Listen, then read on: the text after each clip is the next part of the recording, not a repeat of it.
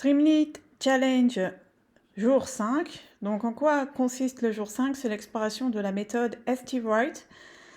Voilà, donc voici le code. Simplement implémentation d'un texte via la méthode STWrite, de chiffres, d'un data frame qui va donner des lignes et des colonnes, implémentation d'un data frame au milieu de deux autres phrases, deux autres blocs de texte, et implémentation d'un graphe qui fait partie de la bibliothèque Alter. Donc voici en fait toutes les librairies de visualisation qui peuvent être utilisées avec Streamlit. Alors voilà ce que ça donne en termes de code. Donc je me suis amusée à modifier le code pour voir un peu ce que ça faisait. Acte 1, save, exploration, acte 1. Si je veux rajouter une quatrième colonne,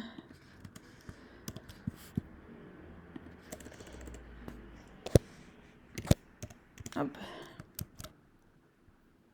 this one, ok, si je veux insérer le texte, les colonnes, le data frame et un autre texte, et voilà, j'ai ce texte on the top et celui-là on the bottom, ici. Et si je veux créer ce chart-là, j'ai à écrire ce bloc de code. Et ce bloc de code, après, je l'appelle avec STWrite-C. Voilà, ce bloc de code, il correspond à la bibliothèque Alter. Et la bibliothèque Alter, je vais continuer l'exemple, j'ai implémenté ces deux graphes. Donc ce que j'ai fait, c'est que j'ai copié-collé une partie du code. Et après, donc le voilà, exemple 5, je copie-colle un exemple du code.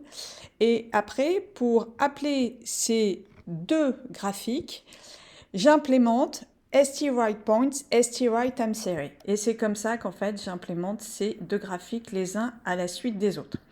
Alors ensuite, je me suis amusée à faire la même chose avec une intégration STGraphViz en utilisant la méthode STGraphVizChart. Donc là, je construis à l'intérieur mon graphique. Voilà, j'en ai construit deux en mettant le code. Donc en fait, ce qui va construire le graphique avec cette bibliothèque qui s'appelle GraphViz, qui est aussi une bibliothèque en Python, c'est en fait tout ce code qui est compris dans dgraph-mygraph.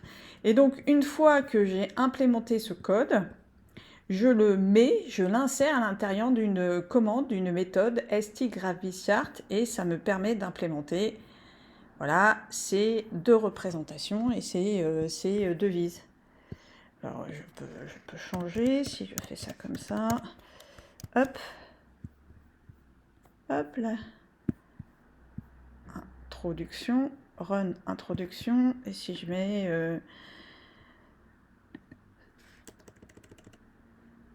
si je mets par exemple chat.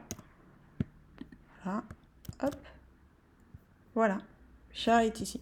Donc vous voyez, vous pouvez modifier de façon interactive dans le code et visualiser immédiatement dans la web application les changements qui sont effectués.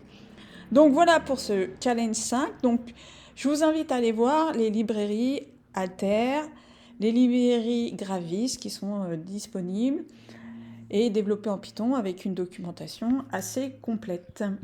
Rendez-vous prochain challenge.